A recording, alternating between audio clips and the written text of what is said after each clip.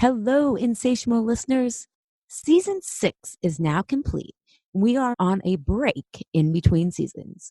I'll return on Wednesday, February 13th with a new theme and a big surprise. I can't wait to share it with you. I am so bad at surprises. So let's just say that if you love the type of conversations we have here, rabbit holes and experimenting, you're going to love it. In the meantime, enjoy these podcast interviews I've done recently. They are quite a range of topics, but hey, you know that's how we roll here. And there will be a few classic episodes leading up to season 7 that will help you get the most out of the season and a clue about the theme. Also, if you enjoy the show or have benefited from it, I'd so appreciate a review. You guys totally rallied this summer to get us to over 100. We're currently at 105, and I would love for us to get to 150 by spring. It really helps the show as it makes it easier for others to find it. And I'd like to read 2 recent reviews. This one from Insatiable Listener, and her review, or his, was more smash the patriarchy than light and love. If you want trite, simplistic solutions to health and wellness, this is not the podcast for you. You won't find bad diets or tidy Instagrammable quotes, but that's why it's amazing. Alys has a gift for interviewing that brings out her subject's authentic wisdom. It's perfect if you're curious about how to be healthier in all senses of the word, appreciate the nuance and complexity of our unique bodies, or if you just want to hear smart people talking to each other about how to navigate and destroy cultural systems and reassess our collective values. Thank you so much for that 5-star review, Insatiable Listener. Love that you're into reassessing our collective values. And another one that I'll share from Design Lover 757997. Nuanced, Smart, and Sassy too is the title of her 5-star review. She says, I'm exhausted of the constant unhealthy messages that barrage us everywhere from Instagram feeds. Seriously, those people with the super round butts, they don't tell you it's implants. To our diet culture in general. Insatiable is my personal weapon of resistance against those messages. It's balanced, intelligent, and Allie, the host of the podcast, brings in some of the most interesting people I've heard in podcast interviews. Look, if you want to break free from rigid rules but still live a healthy and balanced life, Insatiable can help you carve out your own path. No rules, no dogma, just thoughtful new ways of seeing and being in the world. Thank you so much, Design Lover 757997. And I'll be reading some more in some upcoming episodes. If you have time or, again, have benefited from the podcast, here's how you can leave a review. You launch Apple's podcast app. You tap the search tab, and you enter the name of the podcast you want to rate or review, in this case, Insatiable. Tap the blue search key at the bottom right. Tap the album art for the podcast. Tap the reviews tab, and then tap write a review at the bottom. And if you don't have time for that, if you could just rate it, how many stars you would rate it. That is also super helpful as well. And thank you for being a listener. Having stimulating conversations is what I most treasure in my life. And I get to have them here. And then with you on Instagram, where I connect with so many of you through your emails and also with our guests. It's a joy I cherish deeply. Look forward to seeing you back here in a couple of weeks for new episodes on Wednesday, February 13th. And in the meantime, enjoy these recent interviews and classic episodes.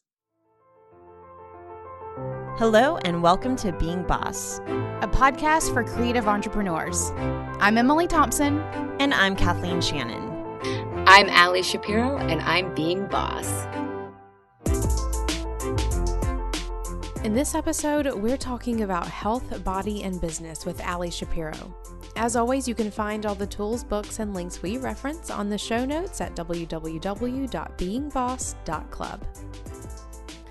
I know that we have a lot of aspiring entrepreneurs and side hustlers listening to the show, so if you're sitting there thinking about becoming your own boss, there is a good chance that your idea of how challenging it will be won't exactly match up with the reality of how challenging it's actually going to be.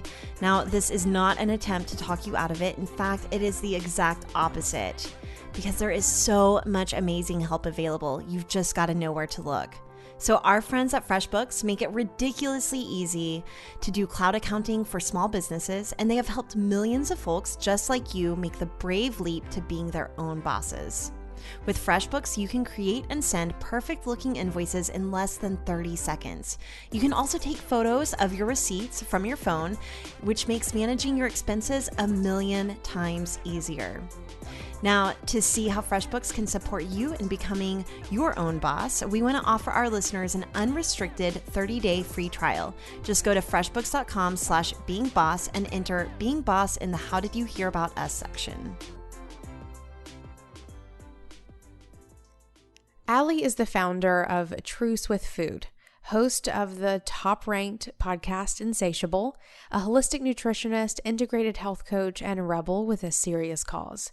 She's academically, practically, and empathetically aware of how the medical system, diet culture, and body positivity movements all have their own flavor of crazy.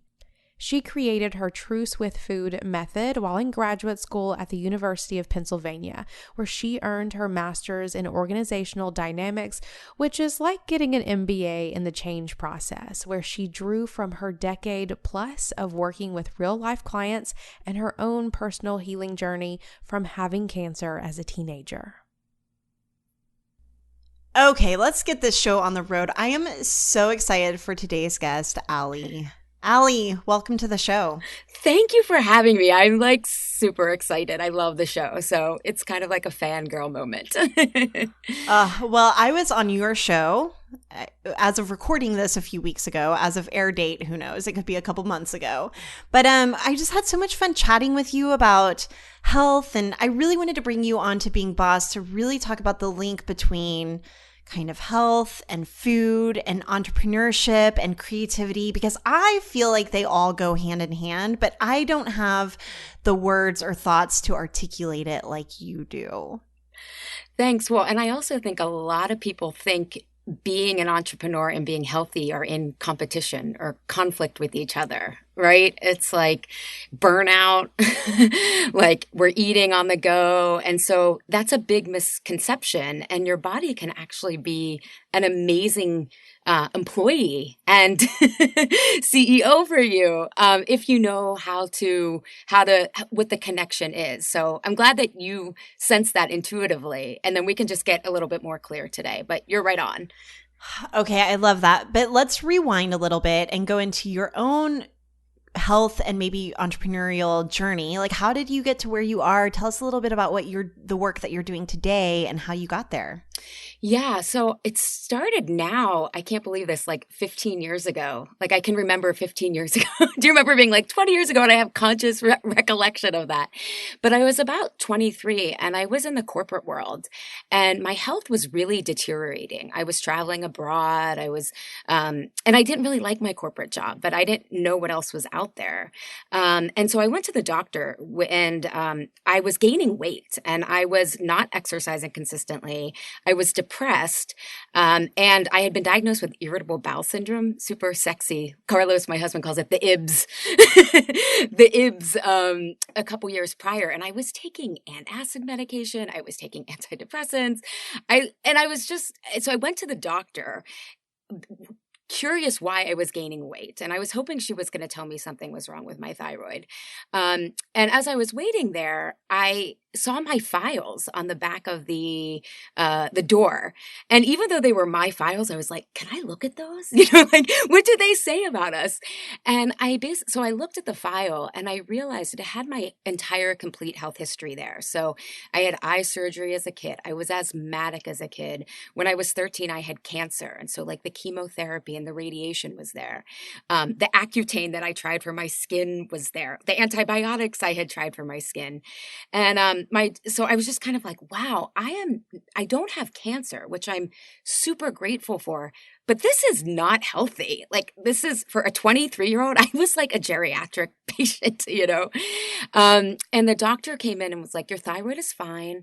She's like, and gave me a recommendation to eat less and move more.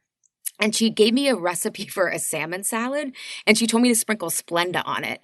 And Splenda is a known carcinogen in independent nutrition studies.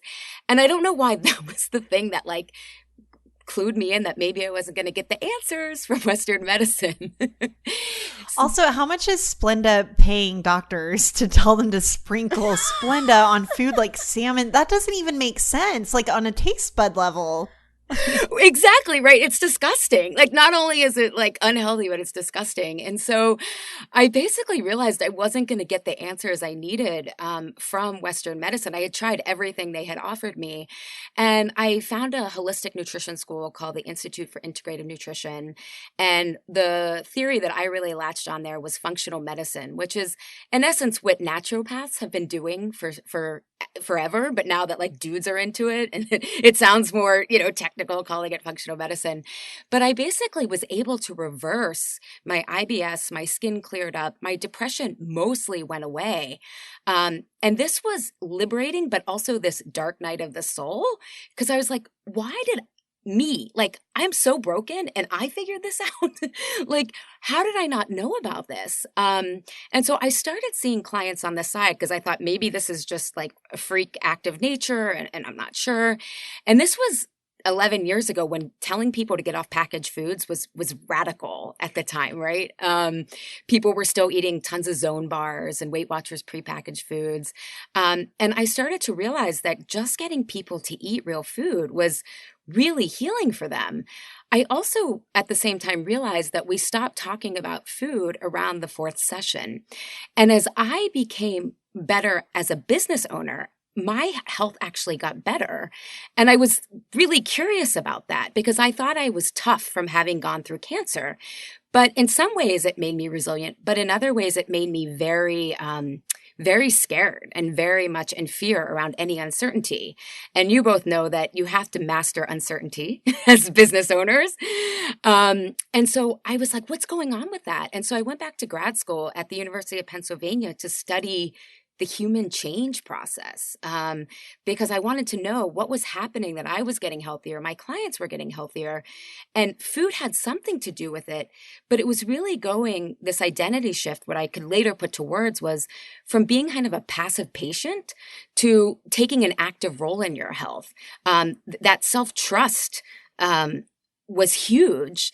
And we're not taught it. We're taught to trust the doctors and listen to what they say.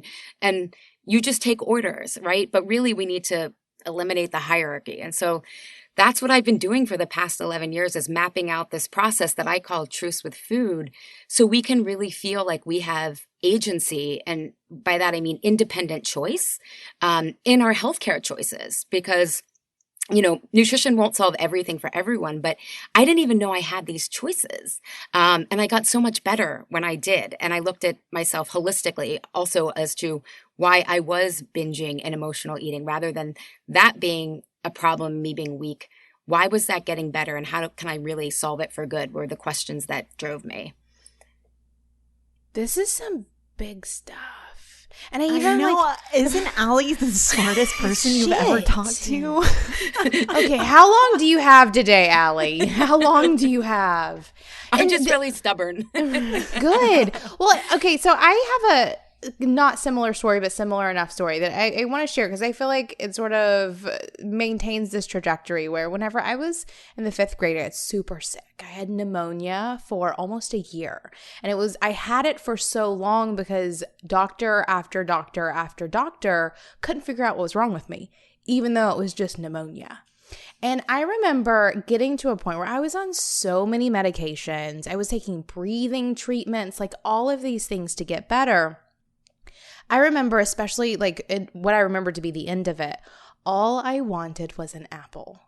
I remember just having this craving for an apple and that was around the time when packaged foods were just the norm. Like my parents weren't at home cooking every meal. They definitely weren't living then like I live now. But I remember my body just wanting an apple. And at some point after that, I was healed and fine, all the things. But I think about that all the time now. One, doctors couldn't figure out something really basic for a really, really long time that sent me into this spiral of having all kinds of other issues that I still think flare up occasionally now because they couldn't heal a basic pneumonia back then. But also, I think often where, my mindset shifted around food from, what I just grew up with and what I thought was normal to really thinking about real food. Was my body just craving an apple? That's all I wanted. And I remember having to convince my mother to go buy me an apple because that's all I wanted. And she didn't understand that, like, well, why do you want an apple? Like, here's a can of SpaghettiOs or whatever it may be. But I remember that being just a very big moment in my life too, where I realized, one, I can listen to my body, and I probably should if it's telling me something very clear. And two, it wants real food. I love that you said that, because we have this narrative that we have to fight our bodies. And when something goes wrong, it's because they're the enemy. Yet what your experience showed is there was an intuitive urge to do the healthy thing. We just have to get out of the way, really. So yeah. And there's also, it creates a little, the word trauma is scary for people, but when doctors can't figure out what's going on and you're going from doctor to diagnose something like pneumonia, that really, wires into your nervous system. Uncertainty is really scary because even the adults, or the people who should know don't know. Yeah, for sure. I totally experienced all of that and definitely have a little trauma now around like doctors and medications. Like I definitely question it significantly more now than I think most people do. Well, now I feel like I should share my food journey.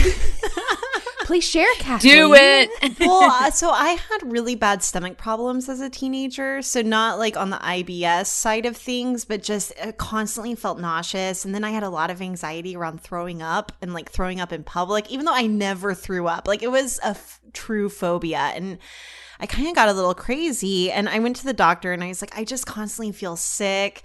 And he prescribed me Maalox. And so I would carry a bottle of Maalox around in my bag and just kind of like chug this chalky Maalox all day long. Then I felt so nauseous. It was almost like in pregnancy where you have food aversions and then cravings, where the only thing I craved, because I was a 15-year-old girl, was brownies and a gallon of milk. And I would eat like half a pan of brownies and milk every day. And chase it with some Maalox? And that would chase it with some Maalox. And like, but it's so weird whenever you can't put two and two together. And then even beyond that, and eventually I realized, oh, it was all stress. Like it was all just mental stress of being a teenager that was flaring up in my body. Like it was just presenting in my body, in my stomach. And so even today I can recognize whenever I have anxiety or stress, because I can still feel it in my stomach and also sometimes in other parts of my body. And then realizing that going into this detrimental cycle of eating terrible foods that were not doing me any favors, were only just creating like a really negative feedback loop, right? Where I just could not get out of it. Now I know eating real food, because sometimes that's where I want to start. If I'm having brain fog or any sort of like emotional issues or stress and anxiety, like if I'm stressed out in all the places, the last thing I want to really do, the first thing I want to do is indulge in some really shitty food. But it's really, I know stress is stress. And so I need to take care of my body so I can take care of my work. And this is where I really start linking what you were talking about, Allie, is that my body is a tool for my work.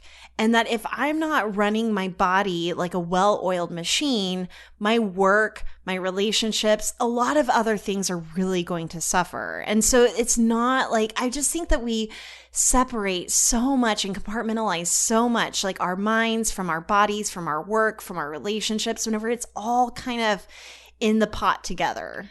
Totally, because one of the things that was like life-changing for me was realizing that we have more neurotransmitters in our gut than in our brain. We make the majority of our serotonin in our gut. 70% of your immune system is there. And, the body is associated with the unconscious, because everything that we do, like your heart, you don't have to consciously think about your heart beating, right? You don't have to think about your lungs. The breath connects our nervous system to, stress, fight or flight, or relax. But we are taught that this body is something that we're just kind of dragging around, and we're like the bobblehead, right? Like, just let's focus on that rather than, I think of actually our minds as a mobile brain. So if you think about what you eat, how you sleep, how you move, all of that is sending messages, and your brain or your mind, your brain is where your brain is, but your mobile mind is throughout your cells, and it's picking up the sum total of what you're thinking, what you're feeling, what you're sensing. You guys both talked about, like Kathleen, you talked about like that knot in your stomach, and it was really anxiety. And that's something to pay attention to, right? Not just give you Maalox to say. And then we have our intuition, and we can really kind of clear out the works and become more resilient if we take care of ourselves and get more clarity. And I almost think of those 4 different types, like your sensing, your feeling, and your intuition. You get like extra employees that you don't even have to pay, right? Like they're just like on the payroll for free, but they're really rooting for you. Yes, I love that. Okay, so let's then get into now a little bit where how can we start to become friends with our bodies? How can we start to eat stuff that's really good for us, which is then good for our work and good for everything else? Like I guess just let's start with like your food philosophy, and let's start there.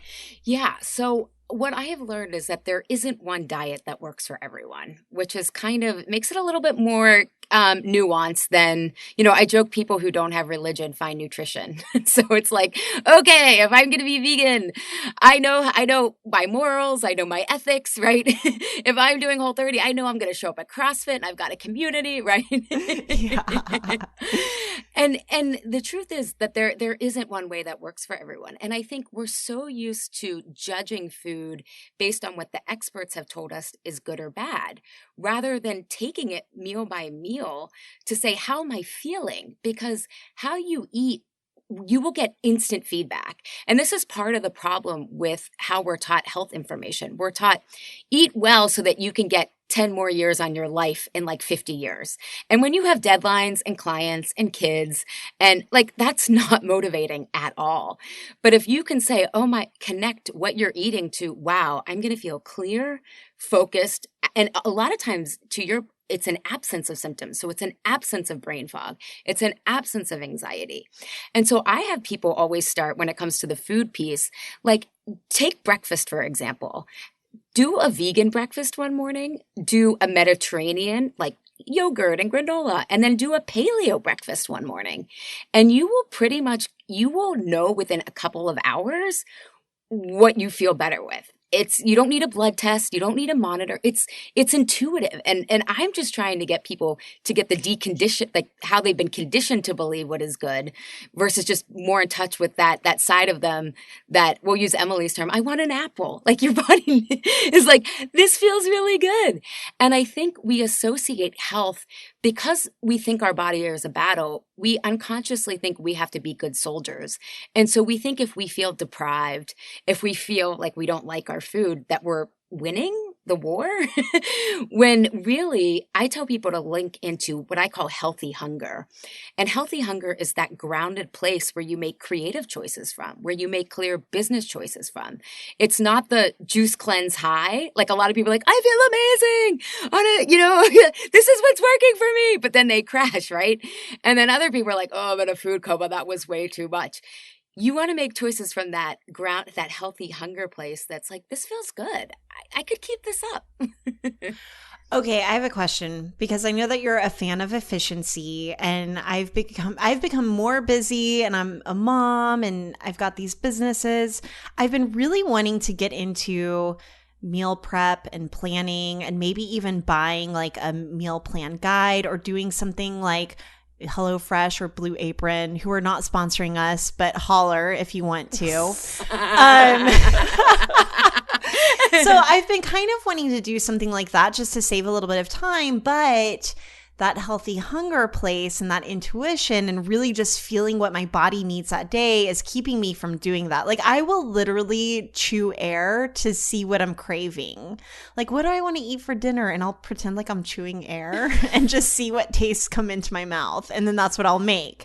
So then that kind of goes against the idea of meal planning or meal prepping, because I don't know what I'm going to want in 7 days. So do you have any thoughts or ideas? I know this is kind of random, but do you have any thoughts or ideas around on that? No, I love this because my clients don't want to, when you meal prep, you are adding extra steps, right? And that's like, we build up food rather than doing intuitively what you're already doing.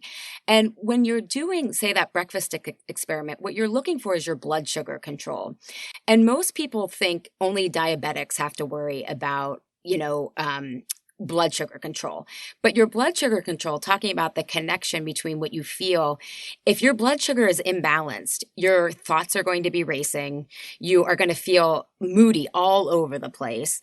And so what you're looking for is blood sugar balance. And Kathleen, we talked on Insatiable how you do really well with Whole30. And so for you, what you need to know is that, okay, I need about 30% of my meals, like about 60% of my meals to be fat and protein. And then if I know I have that, and you can start to buy that stuff. So it's like kind of your staples are in there. And then I can throw in what other veggies. Now I know that's going to work for me. It doesn't matter if it's lamb or if it's chicken or if it's salmon. It's that I'm getting those macronutrients in versus someone who's a vegetarian. They need to know that they need a lot of grains and beans on stock and a lot of veggies, and they don't need the meat and everything. So I think once you can get clear on how you balance your blood sugar, you can then have those things so that you can taste the air to see what you're in the mood for, but you're still getting the right combinations that will make you feel satisfied. Okay, so I want to come back to this self-agency part. I love that you really believe in trusting yourself and having this agency and self-reliance. And I can definitely see that's one of the core principles that Being Boss was built on, is that, listen, no one has the magic answer for you. We're all in this figuring it out together, and we're going to have these conversations online, and we're going to publish them to show you that even, two creative entrepreneurs who have been in this for a while are still figuring it out. And I think that happens with food. I mean, I just see so many links between food and running a business, and the difference between discipline and will and self-trust and self-reliance, and when do you break the rules and when do you make the rules, and all the things.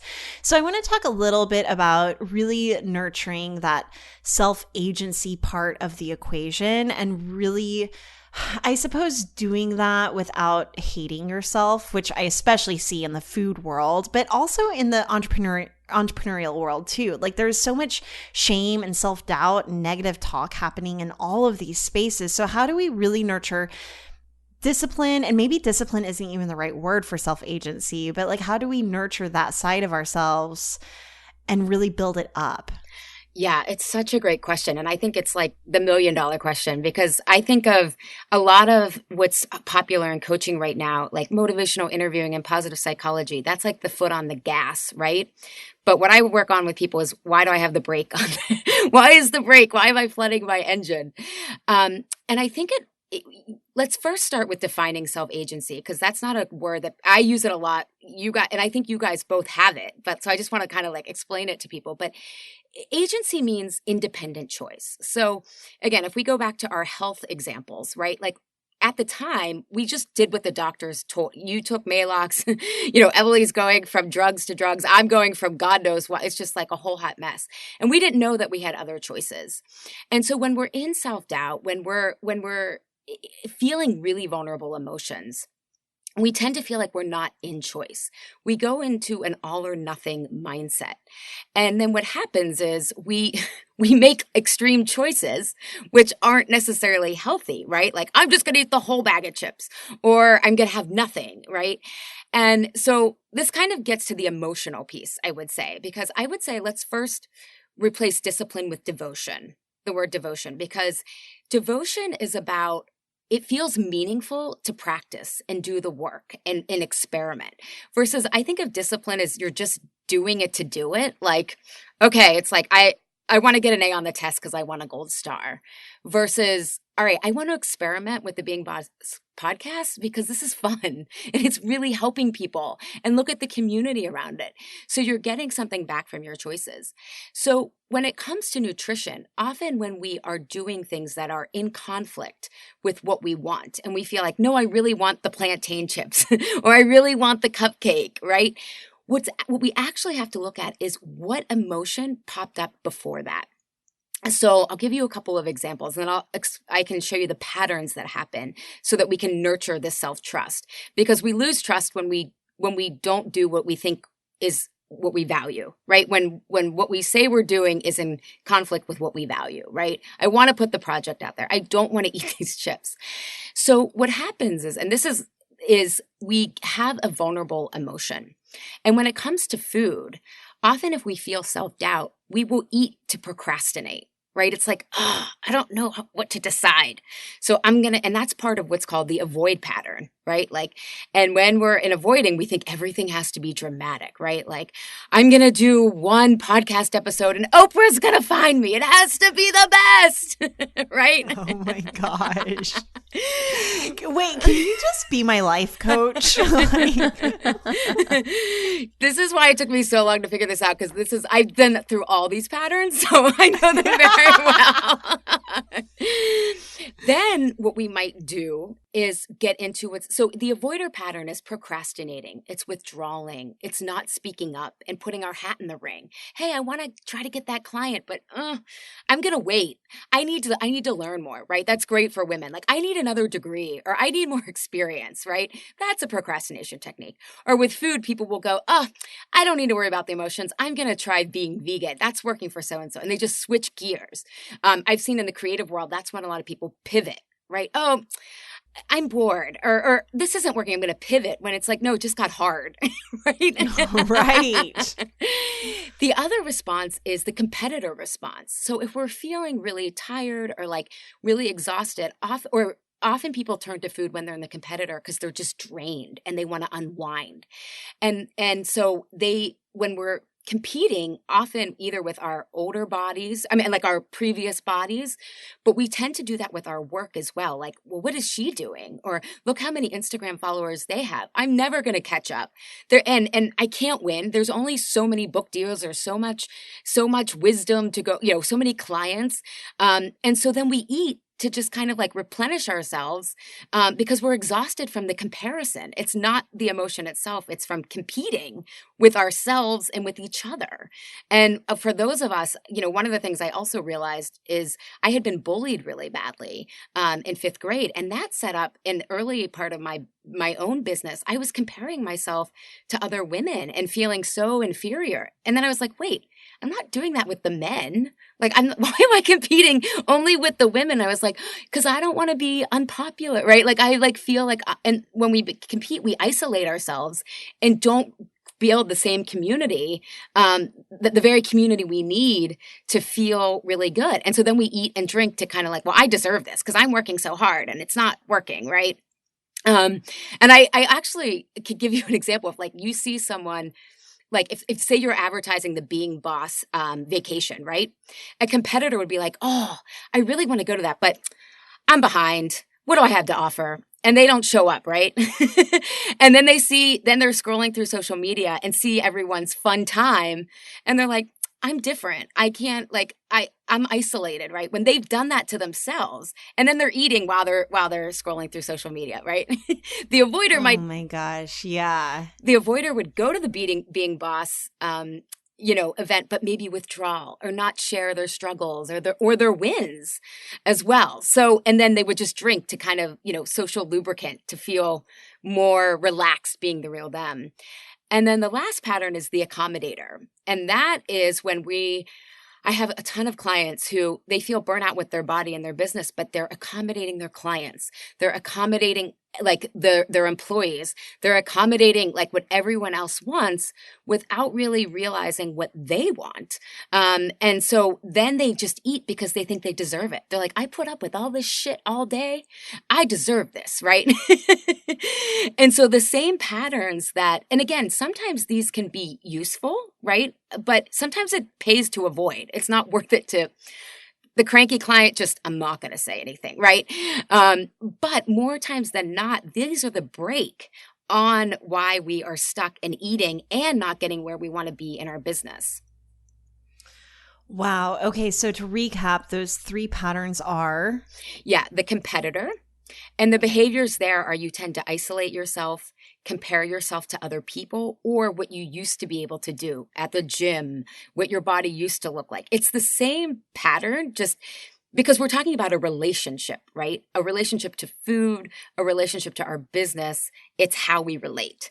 So competitor, avoider is going to procrastinate. We call it in Truth with Food, chuck it, fuck it. Like, it's not worth it. It's just not worth it to say anything or to be the real me. And then the accommodator pattern is where we say yes when we mean no. We think that if the other person wins, we lose. So we people please, we rescue, right? Accommodators love to rescue because they often feel their value is in the nurturing. So we do each of those patterns, which drain us emotionally and energetically. And then we eat to kind of compensate. But it has nothing to do with food. No.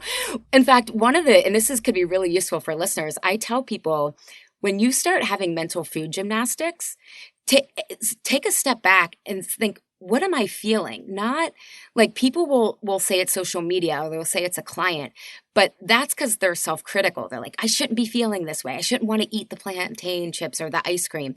But if you sink below that and say, what am I feeling right now? Where do I feel at risk? Like psychologically at risk, not physically at risk, but where am I worried about doing the wrong thing? Or if you're competing, where do I feel like I'm behind? Or if you're an accommodator, what do I feel guilty about? Then you'll start to feel the feeling. And the food is just kind of a distraction piece so that you don't step outside of your comfort zone. Okay. Wow. So I'm going to call a therapist next. Right. No. So let's say, what do you do with these? Like once you know, or yes, Kathleen? Well, I was going to say, yeah, like coming back to that discipline or self-agency part, it's like now you see these players, you see these patterns. What do you do with them? Yeah. So this is the fun part because you can have it all. Like no one tells you this because when you're in all or nothing, you're just kind of stuck in the same cycle. So this is all based on the Thomas Kilmann conflict model. So this is what people do when they feel they're in conflict. And the ideal situation is we get to what's called collaboration. And this is where we get creative solutions that we didn't even know existed. And how we get there is we first have to check in with our needs.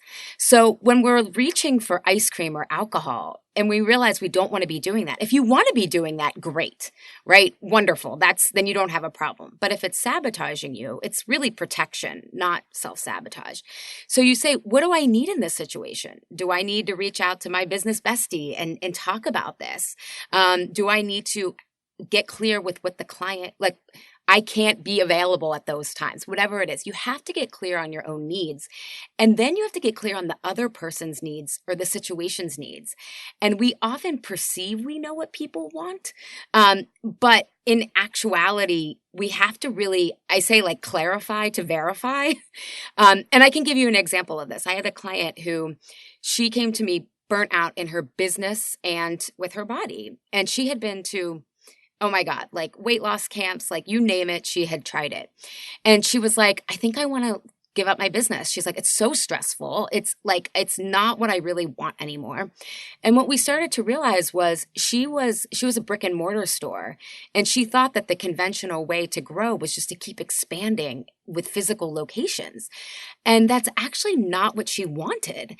And she was just continuing to think she had to accommodate what was quote unquote normal or the standard business operating modus operandum. And she's like, I don't even like running physical stores, right? And so I was like, then you don't need to do it. And she thought of a different growth strategy. She brought it online. She was able to get really creative and she still was mirroring what her clients wanted. She asked them, you test out new ideas, right? You're not going in blind. And now she is like, her staff, she's totally rearranged her staff. She loves her business model because she's in that collaborative space with what she really wanted, and had all intentions kind of going into it. But after several years, it got unwieldy because she was just accommodating the conventional path rather than really being creative and creating something that hasn't existed until she got in touch with what she needed. And that's the win-win. A way to think of that is, what's the win-win? Okay, wait. So did that client hire you for food stuff and then you figured out a whole new business model? Yeah. How often does that happen? Yeah, because we have, and it's interesting you say that, because 80% of my clients have a career shift once we're done working together. And the people who are business owners, which is about 80% of them, their business becomes so much more what they want and so much more efficient, because these patterns that they couldn't see before were like really running their life again. And when you realize you don't have to do that, it creates so much self-trust. And I think about you and Emily. I think part of why you guys are brilliant in your own right, but you guys have that connection where you probably can help each other figure out, like you probably coach each other a lot, right? To get clear on those needs. And knowing that you have someone, often we think our needs are really complicated, but if we know we can just go to someone and hash it out, and if we want advice, we ask for advice, but if they'll just listen, don't you normally talk it out and figure out what you need? Yeah, totally. All day, most days. For sure. Okay, I have another question. I don't know how this relates, but again, I think that you're so smart that you're going to have the answer. So Emily and I have both talked before about how we can make decisions all day, every day. We can run businesses, but if you ask us what's for dinner, we will lose our shit. And so this really actually does make me think. Sometimes I've been able to articulate, well, because I'm making decisions all day. Like I cannot make one more decision. So how does this fit into the patterns, like the what's for dinner question? And how can I get around, I feel like this isn't just us. There are so many entrepreneurs and creatives, and, especially I feel like it's a big thing for parents too. Like, what's for dinner? This question just triggers 90% of people I know. Why? What can we do about it? Yeah. Well, I think part of it is like, do I really value home cooked meals? Like, is that, and I know that I'm the person who's nutrition based, but to me, nutrition and health serve your greater life purpose, right? Like, you're not here just to like meal plan. You're here to eat well so you have the energy to go do the life that you want to do. And I mean, this gets into like socially, I think families, we aren't a country of family values, right? Like, we don't value working parents. We don't value children. Like, so that's a bigger systemic issue that I think it's harder to tackle. But I think, like, Carlos and I don't even have any kids, and we've had that fight, and we've just both had to realize, like, being an adult is so much more work than we want it to be. You know what I mean? Like, it just comes down to being a lot of work. And so if we have limited energy, then it becomes a pattern when you feel guilty for not wanting to cook dinner, or you feel guilty for not doing it, right? Guilt is actually a protective emotion versus, to really be seen, I don't want to cook dinner. I don't want it to be my responsibility. Or are we making it so complicated? Like, I have to meal plan, I have to have all the veggies or whatever, versus can it be easier is always my question. And can we take turns? And do we not have to be a short order cook, right? There's other I'm asking other questions, but that's everyone that I know struggles with that, has a little bit of a different conflict with it. But I think it's recognizing, like, is the competitor in me like, we have to eat all meals at home during the week, and, we're trying to not go out as much, versus it's like, it might be a phase of your life where it's just intense. Like, your husband starts a new job and we're in a new routine, and okay, it's not forever. It's not all or nothing, but for right now, we need support. And I think it's hard to accept that we can't do it all the time. I love this. And what I love most about it is this idea of really thinking about where your values lie with food, because that's something that I don't think about very often. And I do have this argument with my family quite often. And just hearing you say that makes me realize that, one, I super value home cooked meals. I love to cook. It's something that I super enjoy doing. But usually by the end of the day, I am so wiped that the last thing I want to do is stand on my feet for, 2 hours cooking and cleaning a meal that, or even if she likes it, my 10-year-old daughter is going to make a face at some point. Like, that is just going to happen. And so for me, that's realizing that if I truly value those home cooked meals and the issue is my work, I need to restructure my work so that I can cook some meals and be happy about it.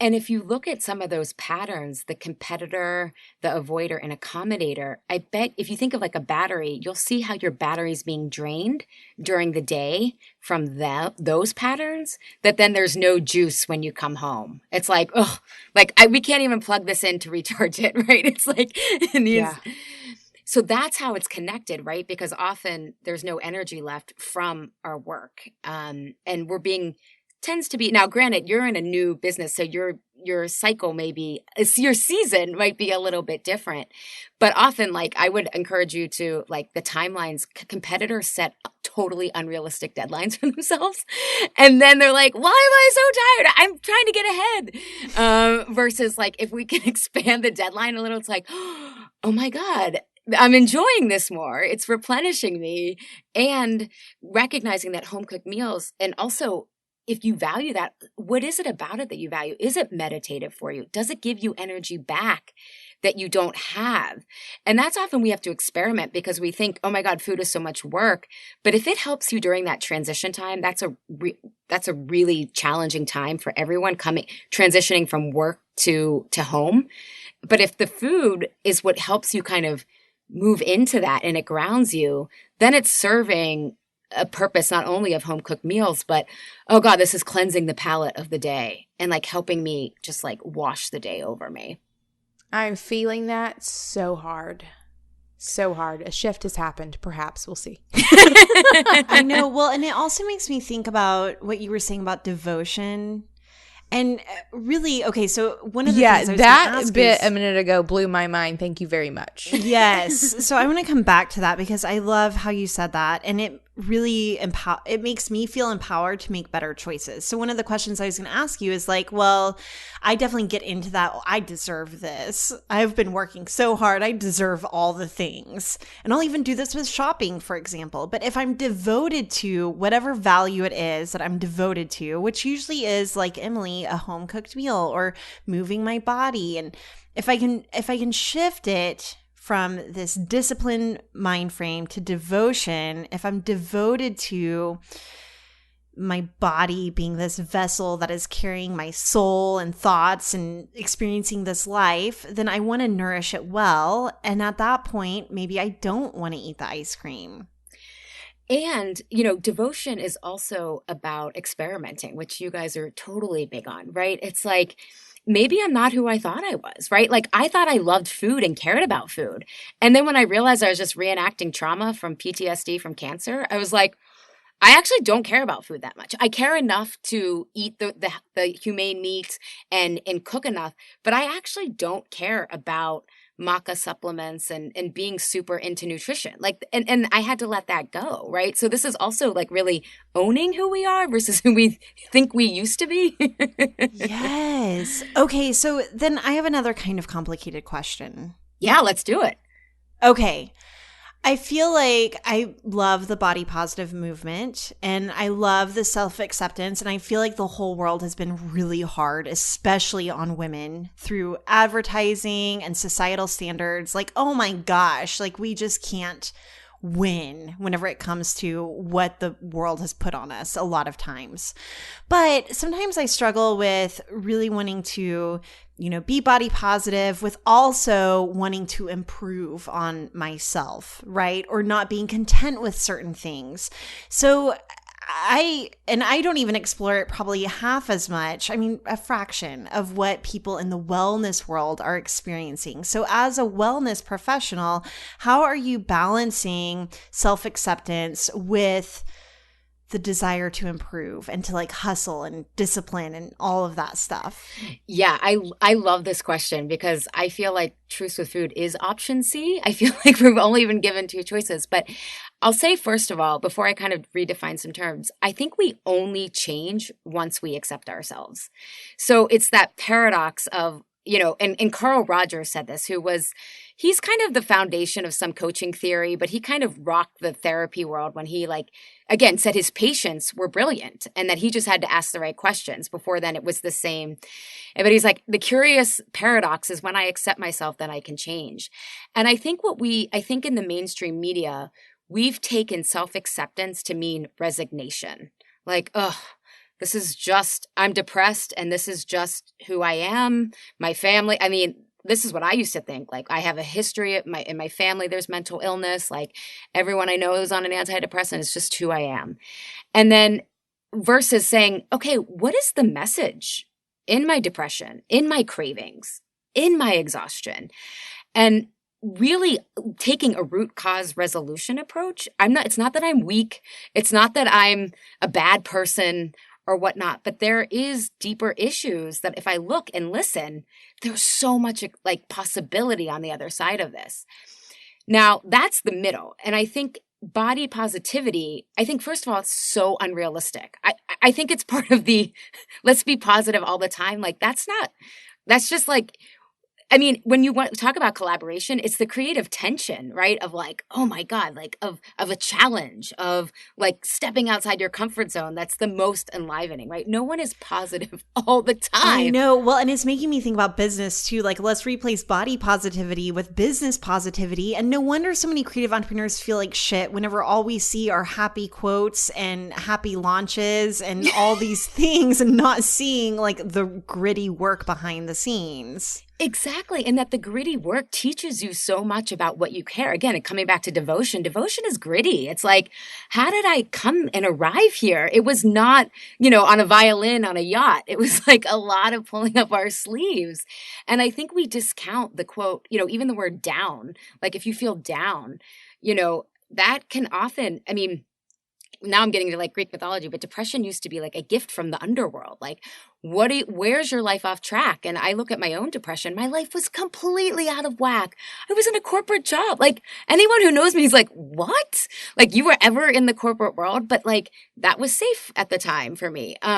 So I'm kind of going off on a tangent, but I think we have to understand that we might not know ourselves as well as we think, and we're always changing.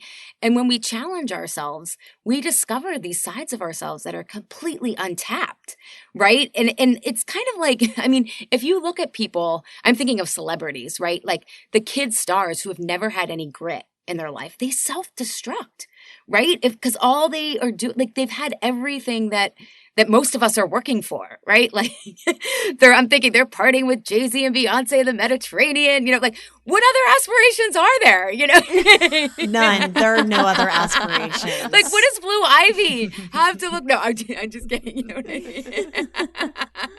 No, I think that Blue Ivy is going to grow up a badass, but because her mom is the best. Yes. No, she has, I'm sure. But I think about Britney. I mean, bless her heart. Yeah, or think of the same metaphor.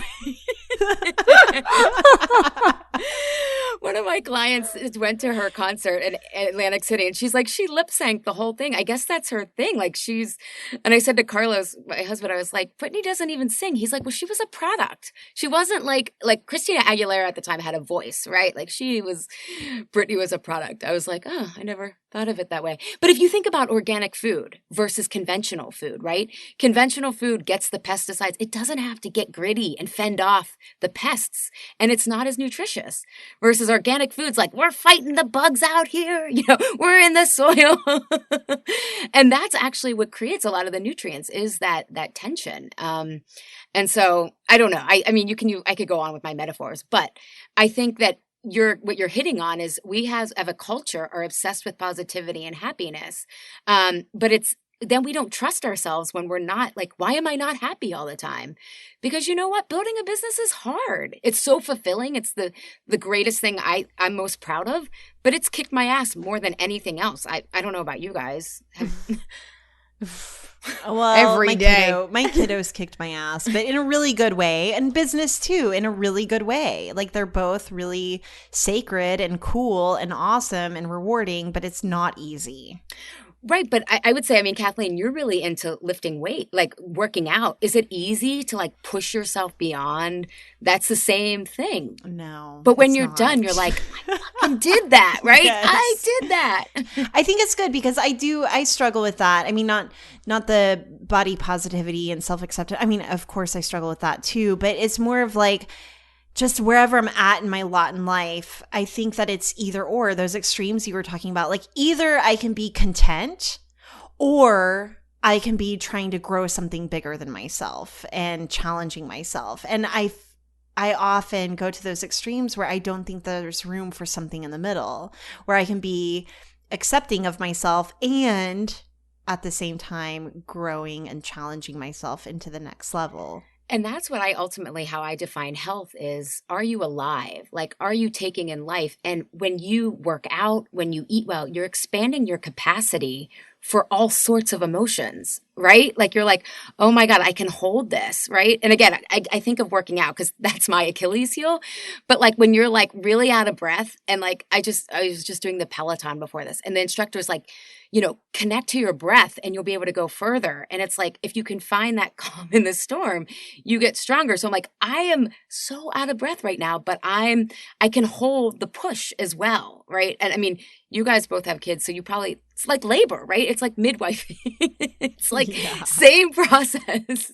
But that's what health is when we can hold multiple feelings and multiple truths and then be creative with all of that. Like that's where the fun is. I mean, it takes skills. I don't want to say like you just wake up like, oh, creativity is fun, but you get better at it. All right. I feel like, again, a million little things that I would love to dive in with you. However, I think we're getting about to the end. But what I really want to know is let's go into like some practical, what can people do now who are listening to this who feel like inspired. They're just like all amening everything that you just said, but want to take a little step. What would you say to those people? Yeah. So if they're interested in the food and that feels really pertinent to them, I would do a breakfast experiment. Take a vegan breakfast, right? That smoothies. There's tons. I don't eat vegan, so do you guys know some vegan? Yeah. So 1 part plant. Our friend Jess Mernan at 1 Part Podcast, she has an amazing cookbook and it's incredible, full of vegan deliciousness. Yeah. So do a vegan breakfast one day and see what your energy and moods are like and cravings for the next 3 to 4 hours. Because how you eat at one meal sets up all of that for the next 3 to 4 hours. Then one morning, have a Mediterranean breakfast. Do some healthy granola with yogurt, or if you can't do dairy, I'm trying to think like some sprouted toast with peanut butter, something that's very like, again, is about 30% protein, 30% fat, 40% carbs is Mediterranean. And then one day, do some like, I always do eggs. I do better with more paleo. Do some eggs with avocado and kale. And see how you feel for those next 3 to 4 hours on each of those, and you'll get a really clear reading. And if you can work, if all of them work, then you're in the middle. And I'm jealous because you have more choices than all of us. Mediterranean people they can kind of go between the continuum a lot more, unless they're under a lot of stress. So that I would say is the first step when it comes to food, if that's what you're really interested. And realize too, because especially creatives tend to have a lot of anxiety and depression. And I want people to know that that's a symptom, not a diagnosis, especially because depression shows up differently in women and it's often presented as anxiety. So that is an inflammation issue, but just be curious about your symptoms versus thinking this is something that you have to struggle with forever. And I will also say creatives, and this is kind of like a whole other podcast, but tend to not be getting enough fat and animal protein in. That tends to be how their nervous system, people who are very creative tend to be, I'm going off on a tangent, but as a clue, if you're a creative, you probably need more fat and some animal protein. Oh my gosh. We need to get you back on the podcast just to talk about patterns of creatives and how they're eating. Yeah. And then from the emotional perspective, I have a quiz on my website that you can take. It's what's your comfort eating style? But it will help you see what pattern of competing, avoiding, and accommodating are most prominent in your life. And if you don't want to take the quiz, start looking for the win-win in situations rather than the all or nothing or the either or the really tight deadline, because you will start to feel a reduction of pressure. But if you take the quiz, there's like a lot more tools and insight into that. But even starting to label, I'm competing here. Because it's not something that people necessarily love to admit about themselves, right? I was like, we could call it the type A, if that makes you feel better, right? Or, oh, I'm avoiding here. Like, I'm eating because I'm procrastinating on how to do this contract or whatnot, right? But even starting to see those patterns is super helpful for people, because when we do personality testing, we think it's who we are, but you can change that. You're not necessarily destined to be a competitor or an avoider or an accommodator. You even in that moment are like, oh, I have a choice not to do this. And that starts to relieve some of the pressure. So I would say those are kind of the first two steps. But see what you're most excited by. Trust your body. Trust your intuition of what you're the most curious about. I love it. Okay, where can our listeners find that quiz and find you? Yeah. AlysShapiro.com, AlysShapiro.com. And it's on the homepage. And tell our listeners about your podcast. Oh, yeah. It's called Insatiable. And it is, it's a holistic health podcast that is more evidence-based, I would say, research-based. We have a lot of physicians who have left Western medicine and are, because they're not happy doing that, and they have other ideas. And we really look at health from this a holistic perspective, especially emotional health. I think it doesn't get enough airtime. So we look at a lot of the reasons that your food choices, while they feel like they're self-sabotaging, are really actually pretty brilliant and self-protective. So thanks. Yeah. Insatiable, where all great podcasts are found. Thanks for asking. Yeah. And finally, what makes you feel most boss? Yeah. Getting people out of the matrix. I love it. I love it. Thank you so much for coming to hang out with us. It was a pleasure to talk. I have a funny feeling that this will not be the last time. Good. Well, thanks for having me. I had so much fun. Hey bosses, I want to tell you about the CEO Day Kit. The CEO Day Kit is 12 months of focused planning for your business in just one day. So Emily and I have packaged up the exact tools that we've been consistently using for years that have helped us grow from baby bosses to the CEOs of our own businesses. Gain clarity, find focus, get momentum, prioritize your time, make better decisions, and become more self-reliant with the CEO Day Kit. Go to courses.beingboss.club to learn more and see if it's a fit for you and your business. Thank you for listening to Being Boss. If you're looking for more help in being boss of your work and life, come check out our website where you can find episode show notes, browse our archives, and access free resources like worksheets, trainings, quizzes, and more. It's all at www.beingboss.club. Do the work, be boss.